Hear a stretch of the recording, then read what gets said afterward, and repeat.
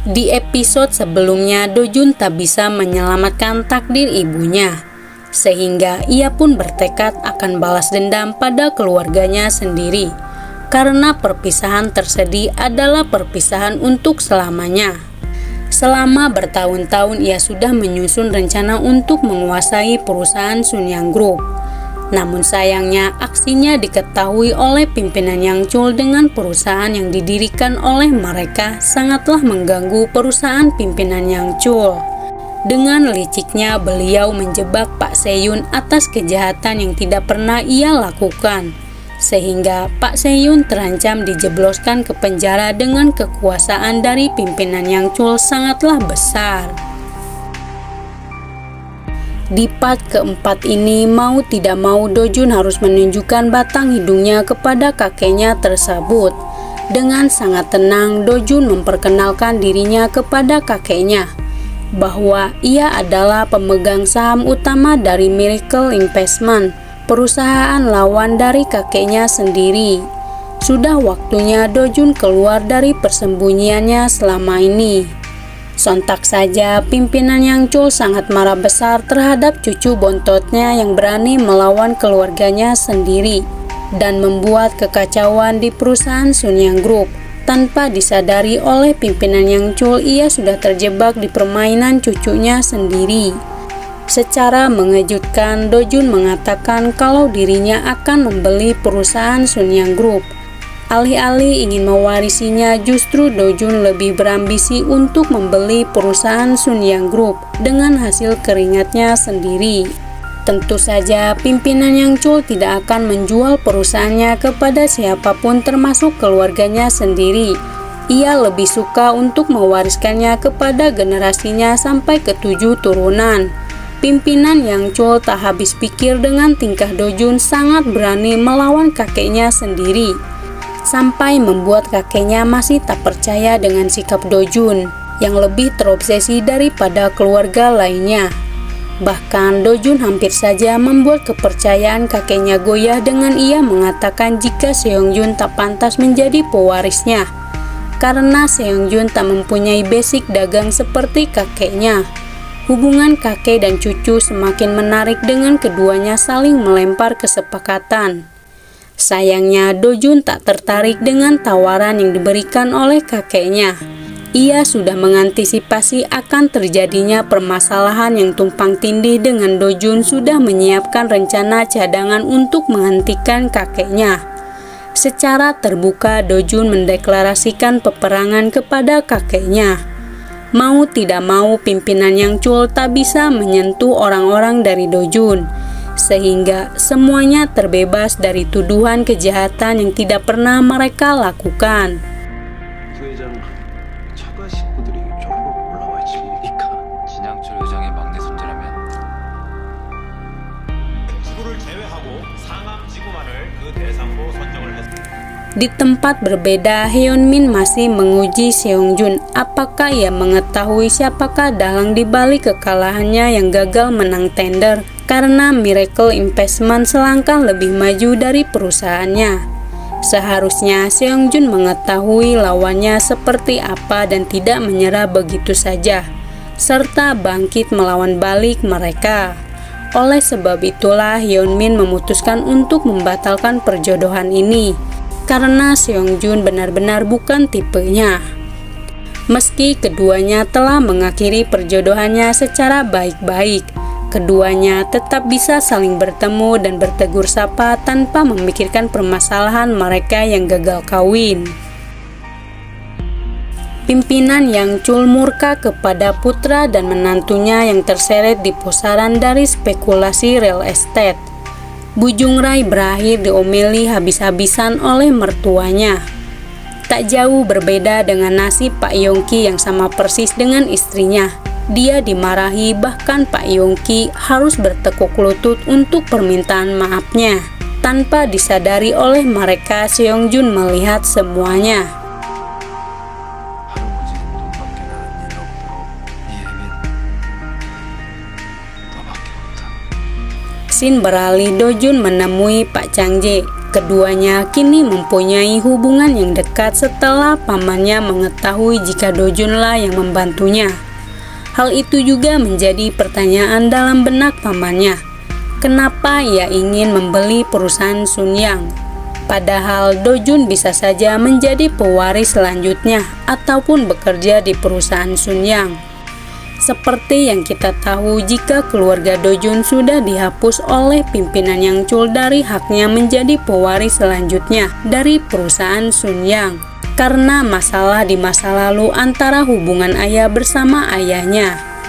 Keduanya harus bekerja keras dan tak bisa tidur nyenyak karena pimpinan Yang Chul tak akan diam begitu saja.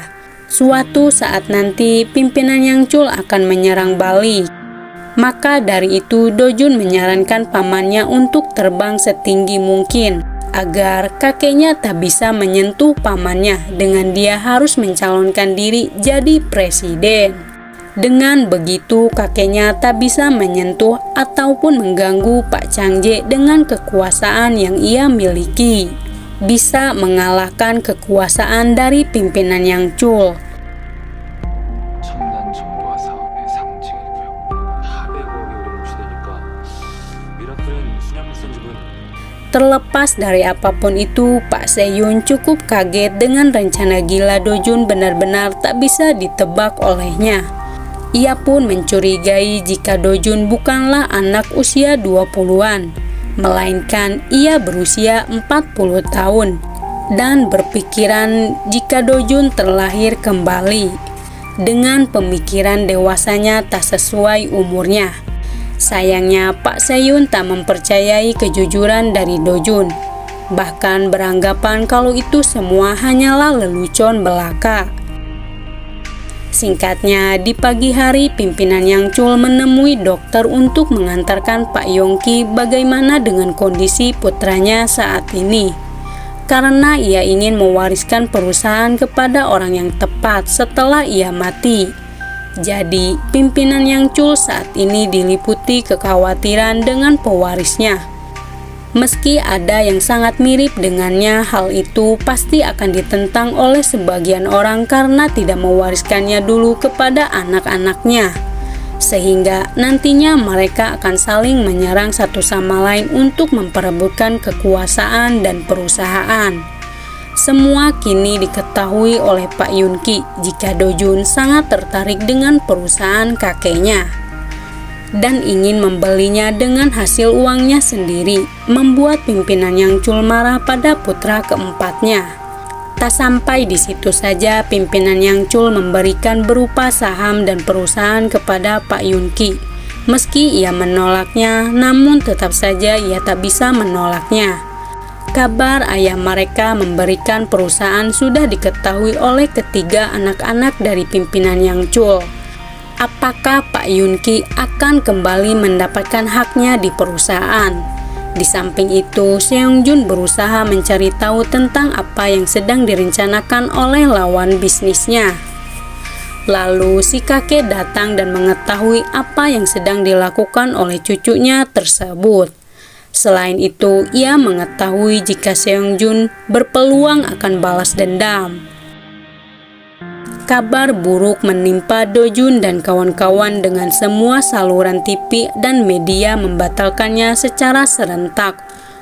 Tidak ingin bekerja sama dengan Miracle Investment, tak ada satupun yang berpihak pada Dojun. Dan semua itu adalah ulah dari Seongjun yang balas dendam pada mereka. Sampai saat ini Seongjun belum mengetahui siapakah di balik Miracle Investment. Tak jauh berbeda dengan Dojun, nasib Pak Changje juga mengalami dampak buruk. Dengan proyek DMC atau Kota Media Digital terancam gagal karena Seongjun menghalangi jalan mereka. Sehingga Dojun akan mengalami kerugian yang besar jika tidak mencari solusi secepatnya. Hal itu membuat Dojun sangat riuh. Lalu ia pun mengetahui jika kakeknya menerima peperangan dari cucunya tersebut. Dengan Dojun sudah menduga jika Sunyang Group menginginkan proyek DMC dan Kota Baru Seoul. Akan tetapi Seongjun masih kesal terhadap pamannya yang berani melawan kakeknya dengan ia lupa diri setelah menjadi wali kota. Seketika Pak Chang-jae mulai ketakutan dan gugup dengan gertakan dari Seongjun, membuatnya langsung menciut. 도준군한테 확실한 경고장이 될 겁니다. DMC가 사실 죽어서 그래. Singkat cerita, Dojun awalnya sempat menyerah pada semua ini. Mungkin ia tak bisa melawan keluarganya. Namun, ia baru tersadar dengan perkataan Pak Seyun. Jika ucapannya ada benarnya, jika warnet dan selembaran iklan adalah sebuah petunjuk untuk kembali bangkit, untuk mencari saluran penyiaran tanpa disponsori oleh perusahaan Sunyang Group, yaitu dengan Dojun akan mengadakan arena e-sport. Di masa depan, game online sangatlah populer di kalangan muda-mudi dan termasuk para bocil. Tetapi itu tak semudah yang mereka pikir karena masih saja tak ada yang mau bekerja sama dengan mereka.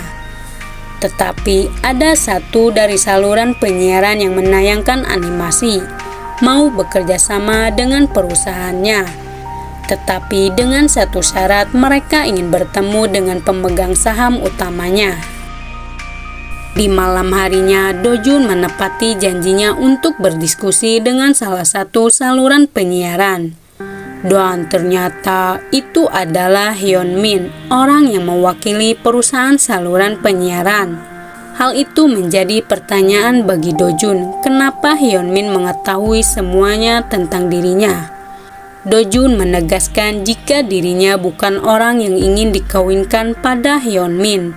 Meski Hyunmin terus mengiming-imingi Dojun bahwa ia mempunyai pengaruh besar dalam proyek yang akan dilakukan oleh Dojun. Jika keduanya menikah, semua yang diinginkan oleh Dojun akan terlaksana tanpa hambatan sedikit pun. Dan tiba-tiba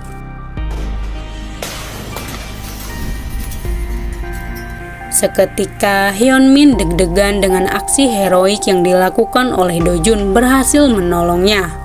Dojun yang sudah mengetahui sikap licik dari Hyunmin di masa depan tentu menolak tawaran bagus itu karena ia mengetahui jika Hyunmin akan mengendalikan seluruh hidupnya, bak seperti boneka berjalan. Seperti yang Hyunmin lakukan di masa depan dengan dia berhasil mengendalikan Seongjun. Setelah pertemuan itu, Dojun langsung berpikir untuk menemui Min Young di tempat dia bekerja. Sayangnya Dojun tak menemukannya lantaran Min Young telah lama berhenti bekerja. Ia pun gagal menemuinya. Tak berselang lama datang Min Young untuk mengembalikan kunci gudang persediaan. Ia pun diberitahu oleh salah satu pegawai jika Dojun tadi mampir ke kafe. Sontak saja Min Young berusaha mengejarnya, namun ia terlambat karena Dojun sudah pergi. 습관층으로 살기는 싫어져서요, 고객님. 이름표 거꾸로 달았다. Pak Yun-ki akhirnya mengatakan yang sebenarnya pada Dojun bahwa ia sudah mengetahui rencana Dojun dan memperlihatkan perusahaan yang diberikan oleh kakeknya. Terlepas dari permasalahan yang rumit ini, sang ayah akan tetap mendukung putranya menginginkan keinginan putranya. Disusul dengan sang ibu juga mendukung keduanya. Tapi tidak boleh membuat Dojun terluka seperti di masa lalu. Pak Yun-ki harus menjaga putra mereka. Dukungan kedua orang tua Dojun membuat sekretaris Yun tersentuh. Dengan keluarga itu sangatlah menyayanginya. 아버지와 어머니 기다리고 있습니다. 다시만